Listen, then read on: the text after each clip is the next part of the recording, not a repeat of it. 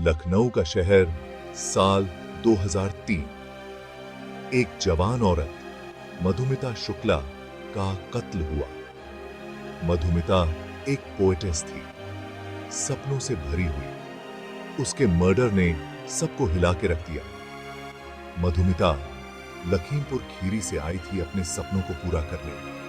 वो टैलेंटेड और एम्बिशियस थी, लिटरेचर की दुनिया में अपना नाम बनाना चाहती थी।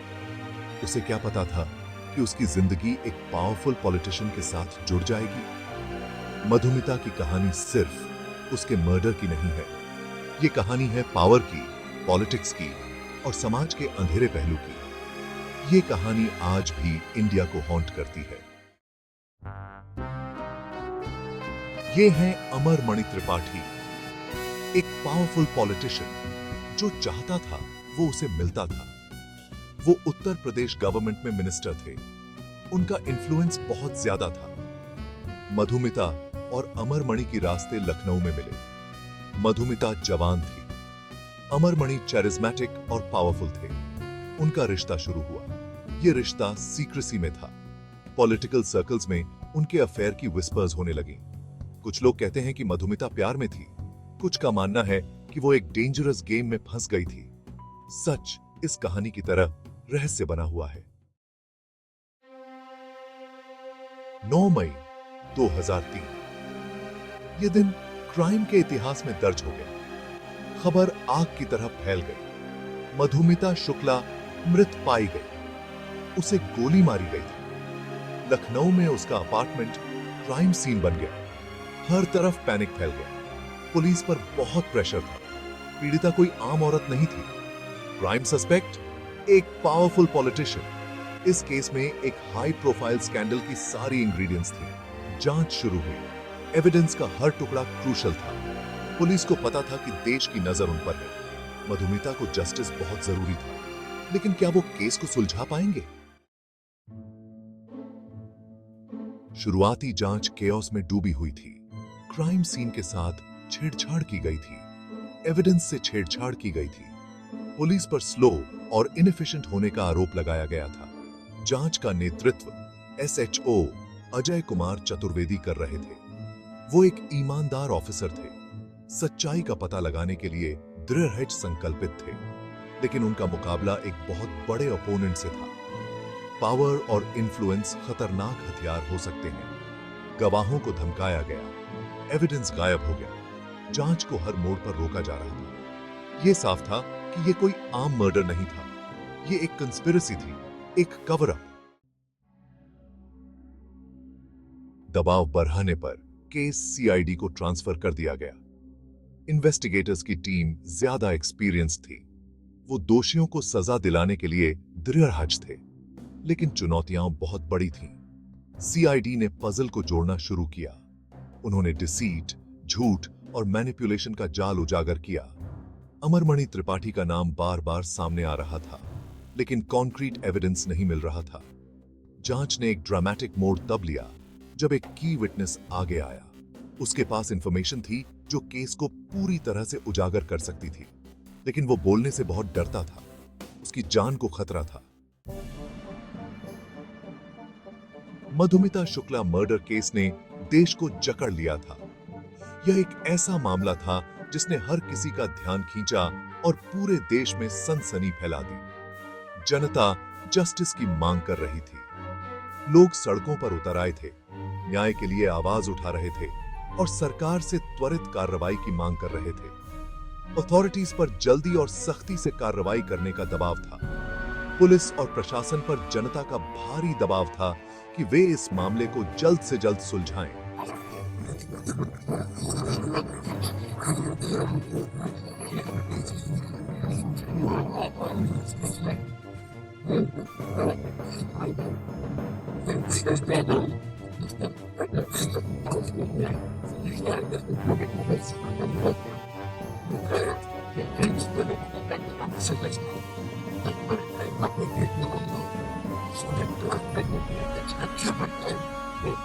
जांचा और फोरेंसिक टीम ने भी अपनी भूमिका निभाई। जांच उन्हें अलग अलग राज्यों तक ले गई।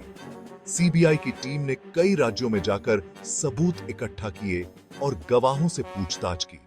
उन्होंने हर लीड को फॉलो किया, चाहे वो कितना भी छोटा क्यों ना हो।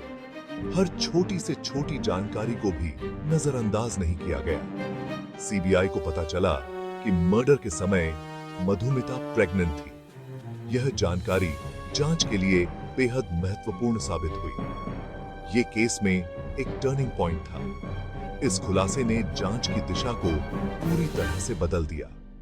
इसने क्राइम के एक पॉसिबल मोटिव की ओर इशारा किया। सीबीआई ने इस जानकारी के आधार पर मोटिव की गहराई से जांच शुरू की। अमरमणि त्रिपाठी पर शिकंजा कसता जा रहा था। सीबीआई की जांच ने उन्हें मुख्य संदिग्ध के रूप में उभारा और उनके खिलाफ सबूत जुटाए। सीबीआई की जांच के बाद कई हाई प्रोफाइल अरेस्ट्स हुई। मुख्य आरोपी अमरमणि त्रिपाठी को अरेस्ट कर लिया गया। उनकी पत्नी मधुमणि त्रिपाठी को भी केस में शामिल पाया गया और उन्हें हिरासत में ले लिया गया। ट्रायल शुरू हुआ। पूरा देश सांस रोककर देख रहा था। प्रोसिक्यूशन ने एक मजबूत केस पेश किया।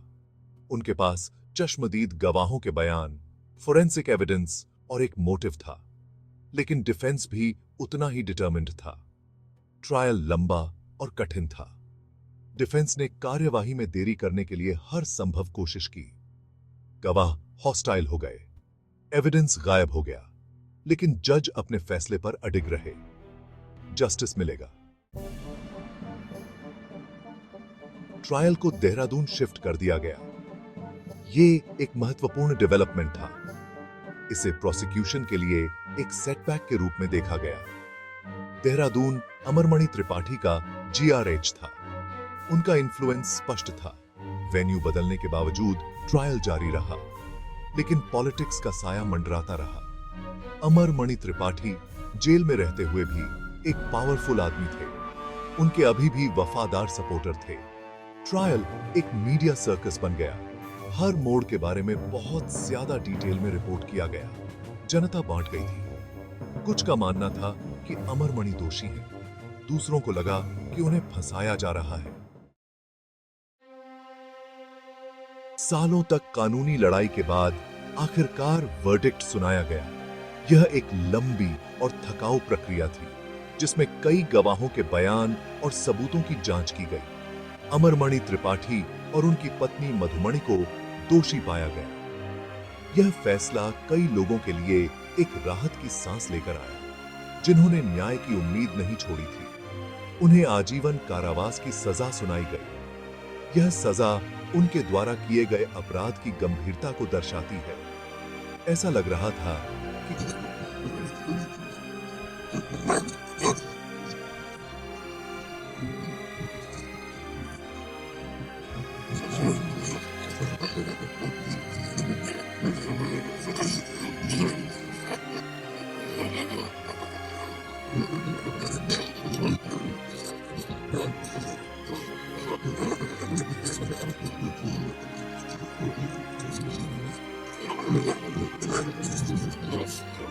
कर कई लोग हैरान रह गए कि कैसे एक दोषी व्यक्ति को बार बार रिहा किया जा रहा था। उनके बेटे अमरमणि त्रिपाठी ने उनके नक्शे कदम पर चलते हुए पॉलिटिक्स में कदम रखा। उन्होंने अपने पिता की विरासत को आगे बढ़ाने का प्रयास किया। मधुमिता शुक्ला मर्डर केस ने इंडियन पॉलिटिक्स के अंधेरे पहलू को उजागर किया था।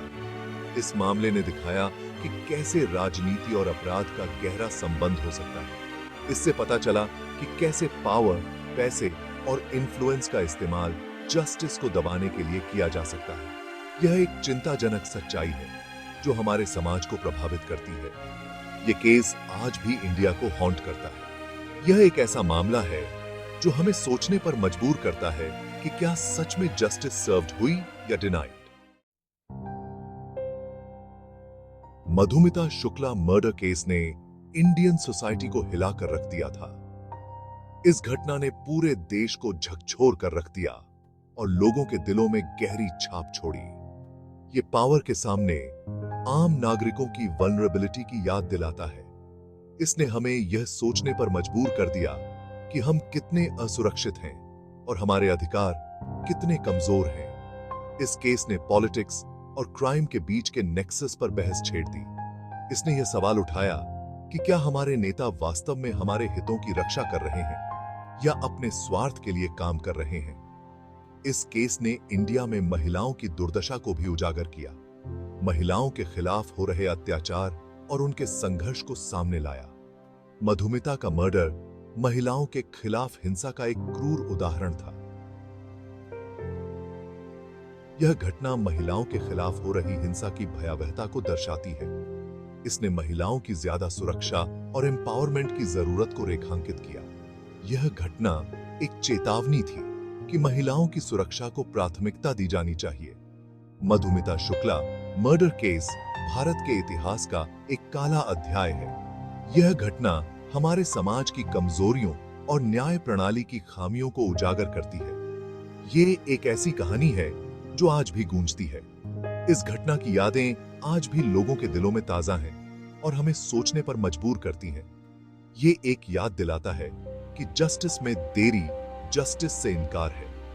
न्याय में देरी का मतलब है कि पीड़ितों को न्याय नहीं मिल रहा है और ये कि एक न्यायपूर्ण और न्याय संगत समाज के लिए लड़ाई जारी है।